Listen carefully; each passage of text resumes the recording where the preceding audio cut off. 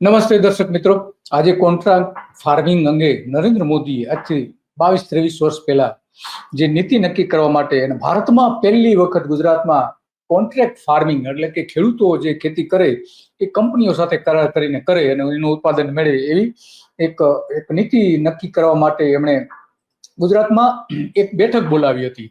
તો આ 20 વર્ષ પહેલા લગભગ 1200 જેટલા ખેડૂતો એ આવા કરાર હેઠળ ખેતી કરતા હતા.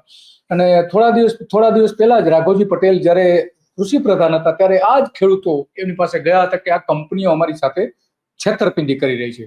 તો આ જે છે એ સૌથી મોટી ગંભીર બાબત બની જાય છે જ્યારે કોન્ટ્રાક્ટ ફાર્મિંગથી કંપનીઓ ખેડૂતો સાથે કરાર કરીને એના ખેત ઉત્પાદનો એને બીથી લઈને એની પોતાની જે મોનોપોલી છે એ એના એવા બી આપીને એનું ઉત્પાદન કરાવડાવે છે. અત્યારે ખાસ કરીને બટાકામાં જે કેટલીક વેફર બનાવતી કંપનીઓ છે, મેકેન કંપની, બાલાજી કંપની જેવી 4 થી 5 કંપનીઓ એવી છે કે જે અત્યારે ઉત્તર ગુજરાતમાં આનું ફાર્મિંગથી બટાકાનું વાવેતર કરે છે, બિયારણ આપે છે, આ તે બધું કરે છે. પરંતુ 2025માં થોડા દિવસ પહેલા જ હિંમતનગરમાં ખેડૂતોની એક બેઠક મળી હતી.